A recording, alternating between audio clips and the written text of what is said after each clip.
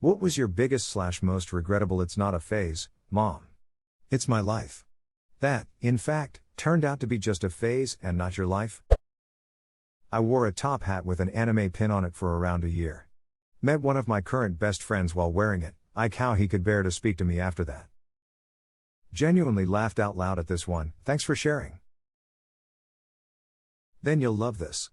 I wore top hat and real old-timey clothes and blue-tinted sunglasses, think Ozzy Osbourne glasses, to school. Yeah. I still wear long coats, but dropped the NO 1880s outfit and the sunglasses. Edit, some people in Sweden bought the school photos and there I am looking like a prat. I didn't buy it, so I can't share it. My biggest regret is this latter part. There was a time in my younger days when I was obsessed with death. I wanted to be a hitman. I had convinced myself that I was going to be an assassin. That lasted a few months. Just a hobby now? Never turn what you love into a job. You lose the passion for it then. Really wanted a horse. Ridiculously allergic to horses. Also could not afford a horse. No one can afford a horse. It's okay. Trenchcoat phase after I saw The Matrix. Turns out a goofy ducking 13-year-old doesn't look or feel as badass in one as Neo does. Edit, I was a sheltered kid in a sheltered town. I'd heard of Columbine but had not seen the video and had made no connection between the code and the event. You gotta wear the sunglasses too. I would bet my next paycheck that Op had the glasses too. Being a tattooer. Regrettable because of those poor people who have my awful doodles on their bodies. For some your regrettable phase never ended. I have a real whopper. I loved anime as a teenager. This was in the 90s so it wasn't that mainstream yet.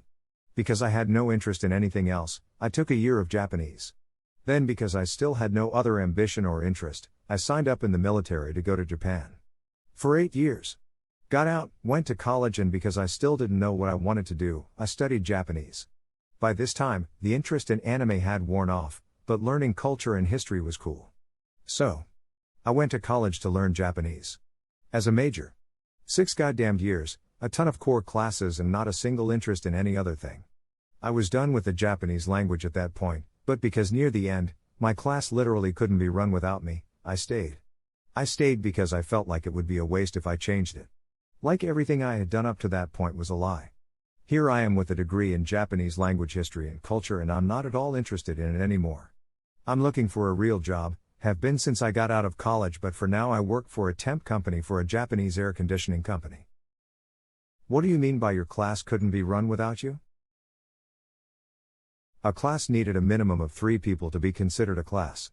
If I didn't go, if I dropped the class, one other person wouldn't be able to graduate and the other was a freshman, but he needed the higher level because he was a self-study.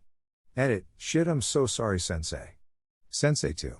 My poor adjunct professor would have no money too.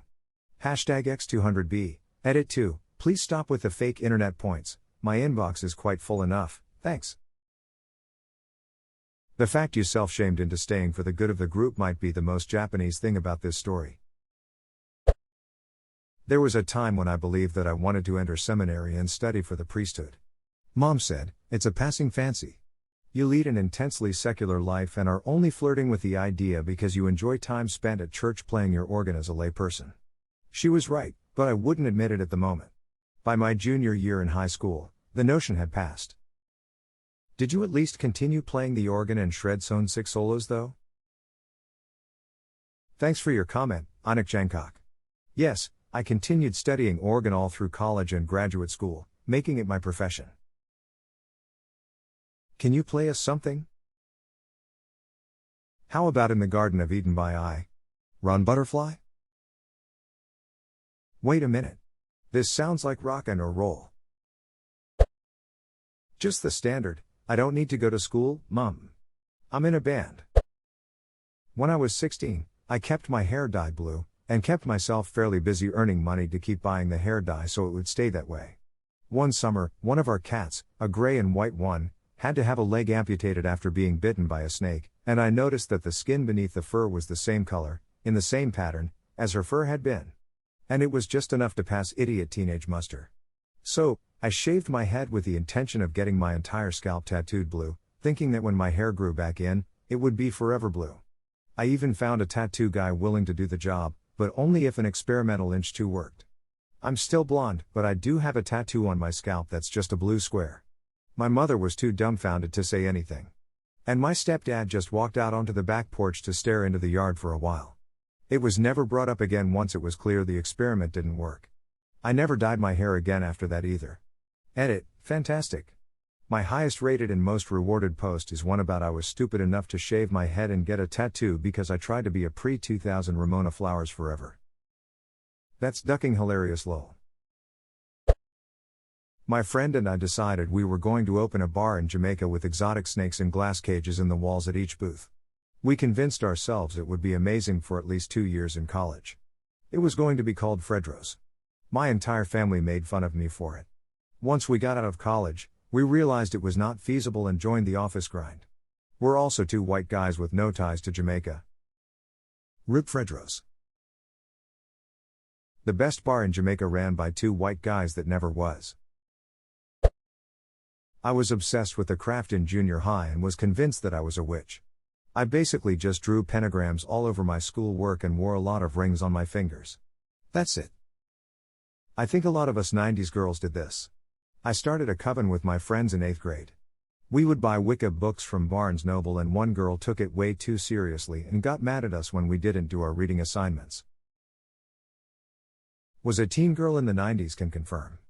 I wasn't the one who tried to get a coven together and take it way too seriously, that was our gay friend. He really questioned our commitment. Oh God. I was a fedora guy once. I hate myself so much for it. Edit, what the hell happened? I posted this before I was going to sleep and now I got 10k upvotes? Thank y'all. Edit 2, I'm talking about the hat. I had a posh phase once. Spoke in a terrible British accent, put my pinky out while drinking tea, said pardon a lot.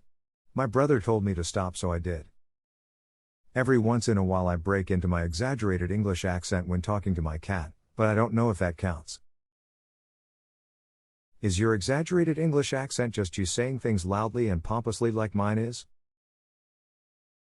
There is a possibility that that is true, yes. I was very into the Transformers when I was a wee lad in the 1980s. One day, I decided to change my name to the name of my favorite Autobot. My name was lame, and I wanted an awesome Transformer name. And I was very insistent that my parents only call me by my new name. Calling me by my old name would cause a big fat tantrum on my part.